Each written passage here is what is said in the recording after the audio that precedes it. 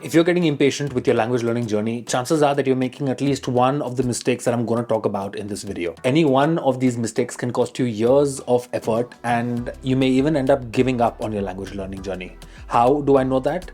I've made every one of these mistakes in my French language journey, and I've given up multiple times. Starting off the list with something that is specific to the language learning journey, particularly, is expecting a like-for-like growth for the time you spend.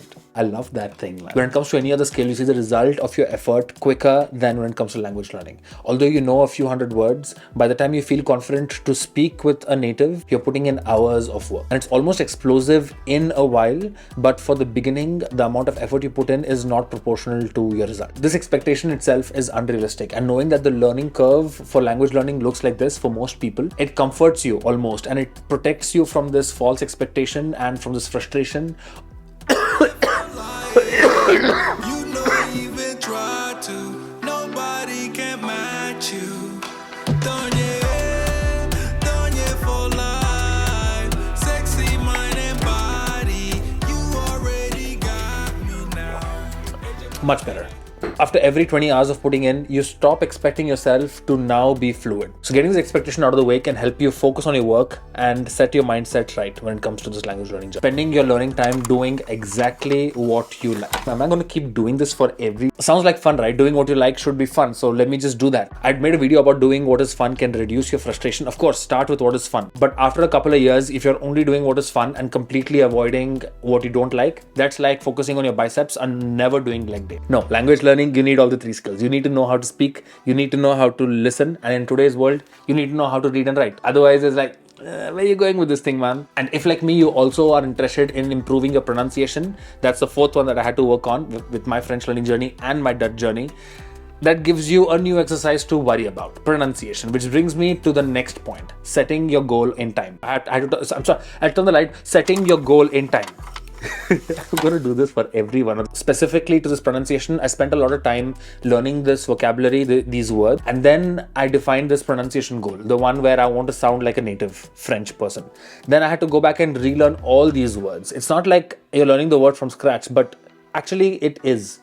Because you're kind of correcting yourself for the word you already knew, leaving almost no room to learn something new. So I really had to go back and work hard on the pronunciation. It would have been much more efficient to start with this in the first place. With Danny, I speak sometimes in Dutch because I'm picking up Dutch. Danny, of course, is native Dutch. But we also have a lot of evenings when we are having a drink after work and we speak in French.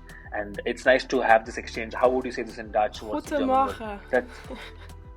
Goedemorgen. Goedemorgen. Exactly. Josh has been trying to teach me these two words ever since we met. I'm on it, okay?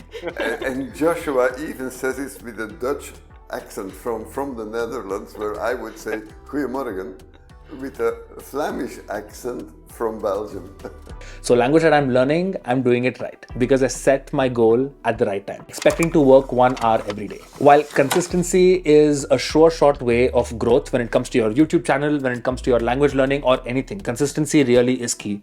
But if you're expecting to learn this in the part-time, like I learned my French and like I am learning my Dutch, you need to make peace with the fact that it's going to take you a hot second because this is not your main job. I have a main job. I'm also doing my YouTube stuff. I'm doing stuff to entertain me. I'm doing stuff that gives me a lot of joy, like calligraphy, and then there's Dutch. So it's not going to be a 6-month success story. It's going to take me a little longer than that. The earlier you make peace with that, the less you feel inadequate or incompetent. It's like when you're comparing yourself with someone who works in a movie, this guy spends 2 or 3 months and gets extremely ripped for the movie, and then he has to shoot the part where he has to put on some weight. He spends 2 months putting on some weight. So you think, he spends 2 months getting ripped, so I should spend 2 months. This is going to really make you feel so negative about yourself and crush your self-confidence because this is not your first priority. If it's 3rd or 4th on your priority list, make peace with that and realize how much time that it's going to take. And of course, I'll feel like a failure if after 15 years I haven't if I haven't picked up any Dutch. YouTube channel stays over here, 50 to 60 views per video. Of course, I'll feel like a failure, which brings me to the next point, comparing your journey to other people's journey. The thing is, each one of us comes to life with our own bag of advantages. A good part of them are privileges and the other part of them are advantages we built on our own hands. Happy people are the ones that leverage their advantages and build on them. I learned this concept with the Gallup Strength Finder, where their core philosophy is to focus on your strengths and not necessarily on your weaknesses. So if you look at someone whose YouTube growth has been phenomenal, it's probably something that you can never achieve yourself. You need to realize that you won't do it in the same time that somebody else did. The absolute worst thing that you could do is to look at somebody's growth curve and expect your journey also to look exactly like that. Firstly, it's dependent on the skills that that person brings to the table, maybe from previous skills that he has already learned. And secondly, it blinds you from the advantages that you already have, because you are now behaving and investing time like that person. Probably that will never work for you. And if there's one thing that I've learned in my language learning journey, there is no one method to learn a language, which segues me into reason number 6. Don't start with the grammar. For most people, I've realized that grammar doesn't really work. Starting with the French grammar rules was quite intimidating for me, and the same with Dutch as well, because when you start memorizing it, you're doing it wrong. And I still don't understand why schools stipulate this. It's probably because they are too lethargic to invest time in each student's language learning journey, and it's just easier to give them a list of rules to memorize. That's much easier, right? So in my opinion, start speaking the language a bit, struggle, and that's when you look at the grammar. When you went to school and learned about active and passive voice, you got it like that because you already knew what is an active and passive voice. You just didn't know that people had defined it this way. When I want to say advise the noun or advise the verb, it's easier for me because of this structure. So grammar is definitely helpful, but starting from there is almost detrimental. For example, in French, when I'm trying to say that I slept well last night versus I used to play football when I was a kid, both of this is in the past tense, but they really follow two completely different rules. Once I realized that this is not the same thing, and then reading the rule definitely helped me to learn this better, because it was easier to look at the exception when the rule is in my mind. But if I started my language learning journey with the rule in the first place, then I'll spend all my time substituting for the formula in my mind and not speaking. It would never flow. All of this rant brings me to the last thing I learned when it came to learning French, and this really propulsed my growth like no other of those 5-6 mistakes. Are you ready? Learning from words instead of phrases. Vocabulary is like the key to any language. If you don't know the French words, then you don't speak French, right? But if you learn the words by words, then it's going to be awfully difficult to piece them into a sentence, because French sentences are so different from English sentences. And this is true for any two languages, Kannada, Hindi, Dutch.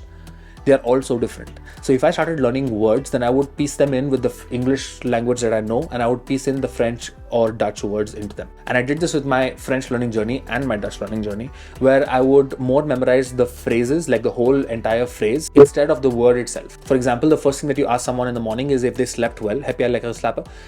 I know to say this in Dutch, but if I learned the words one by one, I wouldn't know if it's a avoir or an être, to be or to have. Which one is it? My French student, after I have pointed out to her several times, still makes this mistake where she goes, I am agree instead of saying I agree, because in French it is je suis d'accord, and one tends to replace it word for word. This can really help you sound like a native if you really focus on learning phrases instead of words. There you have it, guys. 11 years of my French learning journey in under 10 minutes. If you're curious about the proportional learning thing I spoke about in the beginning of this video, I've made a video specifically about that on dominant vocabulary, why you should completely disregard your progress when you begin your language learning journey.